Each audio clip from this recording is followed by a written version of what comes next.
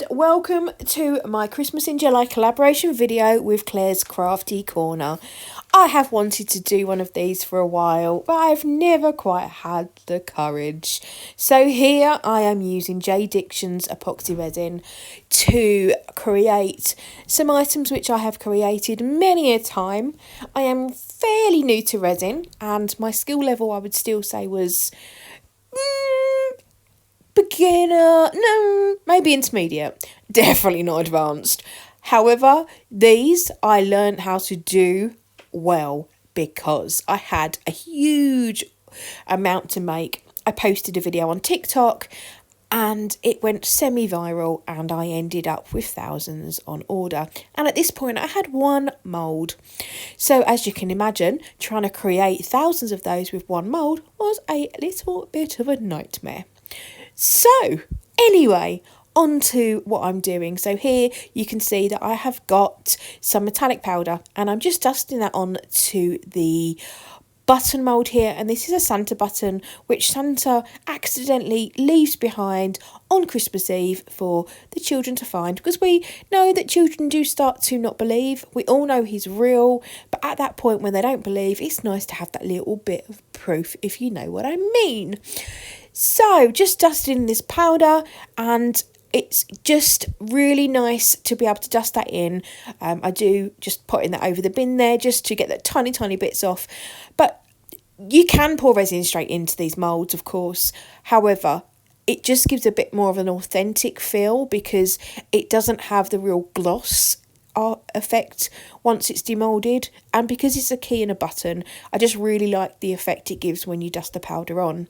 These moulds are from Designed with a Twist and they are fantastic, and when I did have my huge surge of orders, they were fantastic at Designed with a Twist, able to deliver me some moulds in quite big quantities. I spent a huge amount of money on moulds to be able to fulfill the orders.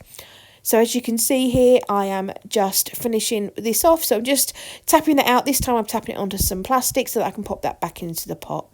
So I have got here my 2 little cups and I put in my J. Diction epoxy resin into 2 separate cups. You'll see I've got a little bit left over there. Don't worry, that does go to a very good cause with some awareness ribbons.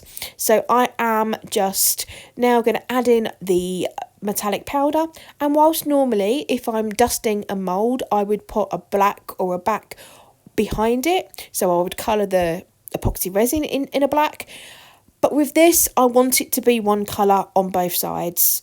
The reason that you do that with black is because it really makes the colour pop and it really makes a huge difference, but I really want to make sure that these look like a 3D item and not just something which has been cast, and it really does make a difference. I've done it in many different ways across all of the times that I've done it, and this is my preferred way. So just mixing these in, making sure there's no clumps, because we don't want any clumps to be sat because that can cause issues. And doing the same here with the gold, and just look at it, it looks like liquid metal. It's beautiful stuff. It comes in a box of 5 from Let's Resin and comes with various colours with coppers and a few different other colours. Absolutely beautiful. So this mould is fairly intricate, so I just try and make a little bit of a pout with that paper cup and just go really slowly around the detail. It might not look like an intricate mould, but it actually really is. The camera doesn't really do it any justice on that part. So I do use a micro brush once I've got a little bit of resin in, and I just go around those edges and make sure that I'm removing any bubbles that may stick to those 90-degree angles. And I have to say a massive thank you to Wendy at Toonfish Crafts for pointing out in her videos about 90-degree angles, which is where the bubbles quite often get caught, because I was finding I was having issues, especially on the buttons. I was getting these little kind of recesses from air bubbles, and as soon as I realised what I needed to do, it was a game changer. So thank you, Wendy. So just going around with these micro brushes, and you have to really be careful not to fill the mould too much if you're going to be doing this. You can always top it up afterwards, because if you put it in too much, it's a bit like a tidal wave. But with the Santa word, I really do overfill that at first. as you'll see here, just to make sure it goes right down, because you really do need to make sure that's filled completely. So whilst I'm not a fan of overfilling, I do that, brush it right in and then scrape it off with a lolly stick just to make sure that it's all in there. Because even though it is really easy to be able to sort of fix up your resin overpours after demould, with these small little letters it is quite tricky because there are tiny gaps. But you will see me, when I demould it, use a nail file and also some tweezers to do a tiny bit of touch up on these, but they did come out really well. I was really pleased with how they come out. Just a little tap there just to make sure that does flow right down, and a little top up now that I've gone around all those edges just to make sure that it's nice and full. And I'm now just going to scrape away that excess there, like I said, just to make sure that's nice and flat and clean. So I will go on to fill the button, and the button is less intricate. The little tag is tiny. I don't think, that does it much justice on the video, but it really is quite tiny. So it takes about 5 drops of resin. So when I'm doing it in bulk, I do use a syringe because it's so much easier. When I was doing 100 buttons a night, it was so much easier to be able to use a syringe on that little tag. So I'm just going to pour in the resin now into the button, and again just making sure that I'm putting a little bit of that in, go through into the little holes in the middle of the button with a micro brush again. I don't know where I've gone. I'm sure I'll be back. Here I am.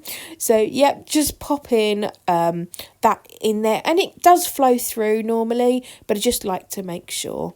And whilst I would normally say be really careful if you've dusted your moulds with a mica powder or a metallic powder when you then go around with the micro brush, because I'm using the same colour, it's not quite so sort of desperate that I don't misplace any mica powder, but I am still really careful and being really gentle. So just going around there and making sure that they are all gone.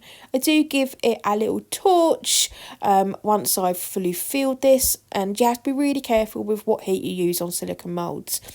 I don't use a torch very often. I try to use a long neck niter or isopropyl alcohol, but on these, I did give these a little torch. These moulds are superb, so they can withstand that. What you find with cheap moulds is when you use heat, it really can make the silicone and the resin melt into each other, and you get this big, sticky, horrible, can't retrieve mess at the end. So I am going to I'm now grabbing my torch. There it is. So literally a couple of quick torches just to make sure there are no surface bubbles, and we are cured. It took about 12 hours to cure, and I'm going to unmould the button, as you can see here, and the little tag which says if found, return to North Pole. Just to use an emery board there just to take off a tiny sharp edge that was there, and there's a tiny overspill in the little hole, so I just use a pair of tweezers, and as easy as that. And then I move on to the key. So the key's a little bit bendier, so I do like to demould upside down, because where it's quite thin on the little stick of the actual key part, it can take a bit longer to cure solid, so I just try to be that bit careful. Again, touching up the little bits of there, so with an emery board, and whilst this is sped up by 2, it literally, as you can see there, took about 30 seconds to do the both, if that. So now I'm just making it look super authentic, and I've got some red thread which I put through the holes and make sure it looks like they have genuinely fallen off of Santa's red jacket. So once I've threaded them through, I just fray the edges to make sure that they look like they've fallen off and not been cut off. It's the little touches, isn't it? And I think it makes it super cute. So I do that, and there's that done. And I do the same with a little tag. Some people would say, why haven't you filled the detail with acrylic paint? And I've tried doing that, but I feel that these look more authentic without the paint, and it's just been customer preference, and it's something that I'll continue to do. Each to their own. Some people I've seen do similar things with the paint, and it looks beautiful, but I like the way this comes out. In terms of the key, I use a ribbon, just whatever colour kind of matches the colour of the key. All of these can be done in different colours. The buttons, the most popular is gold. You'd think it'd be black, but gold by far, I think, was 90% of all of my sales. And silver is always the most popular for the key. So just doing these finishing touches. Hope you've enjoyed watching this video. Thank you again so much, Claire.